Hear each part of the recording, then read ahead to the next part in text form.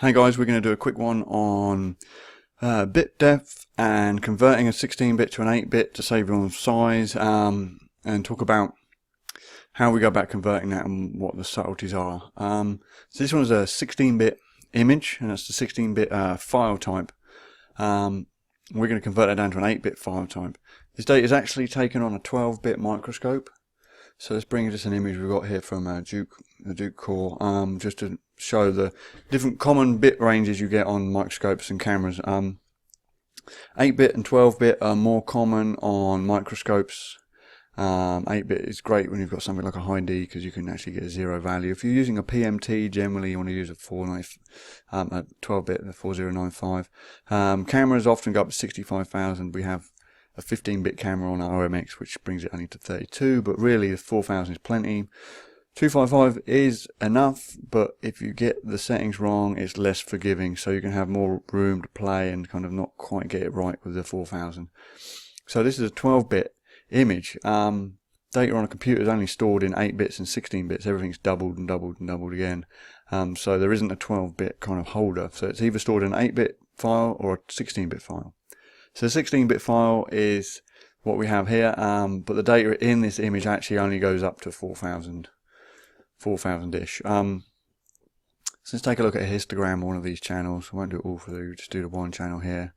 And we'll go log, just to see the green channel. We have a few pixels here that are right at the maximum. The vertical line up this side indicates saturation, and you can see sometimes it goes up higher when it's too saturated. And so that's good. We want this histogram to come down to this corner, so it doesn't go too far over that corner. Let's have another histogram from the blue channel here, and always look at the histograms in log. You see it's not taking up the entire range, and so it's a lot less blue signal. And so what we're going to do is we can convert this from 16-bit to 8-bit. Mostly you don't need to worry about that, just work with it as is. It's important if you're dealing with certain applications prefer the 8-bit, and other times you have very large files and Z-stacks and stitched together, and it really does help to make them smaller, convert them down to 8-bit, especially when you bring them into the 3D software like Imaris and things like that. It can help. The factor of 2 will really make a difference, especially once you go to 3 dimensions. So essentially all you do is you go to type and you change it from 16, you click on 8-bit. Before you do that, you have to be aware of there's one setting in options, which is conversions, and it needs to be checked. It's checked by default. I was playing around with it earlier on, but you have to have scale when converting selected. If you don't, it will just convert the absolute numbers to the same absolute numbers, so it will just chop off the top and leave everything that's from 0 to 255, and everything above just gets saturated down onto 255. So it's a mess, really. Applicable only in certain situations, mostly not used, I think, for this case. So make sure it's checked. That is default, but if things don't go as planned, check that that's the case. And so we also need to look at the way the contrast is set up. That's going to determine how it changes the different values. Let's move it over a little.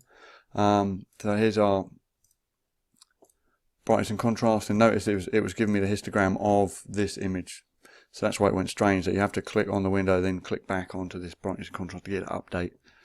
This is going to show me the minimum and maximum in the window, and that's when I hit reset, it's going to automatically scale to the minimum and maximum in the window for this channel. Let's go to the green channel, and you can see as the minimum and maximum, the full 12-bit range, and you can see it on the histogram, it's indicated here, and then the minimum maximum on the blue channel is up to the 1400.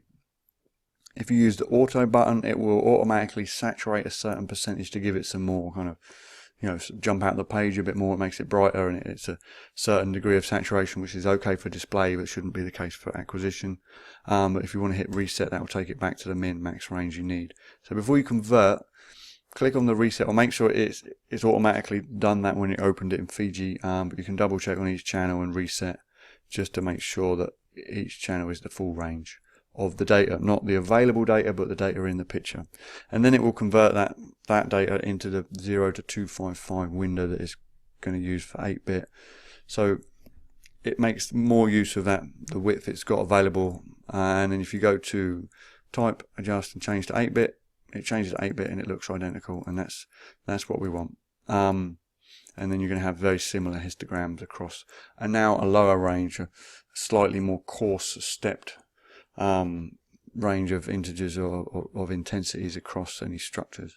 But much more important when you have big Z-stacks, big files, the factor of 2 can save you a lot of time, a lot of headache. Let me know if you've got any questions or if you need any particular new YouTubes. I'll go ahead and do them. Thanks.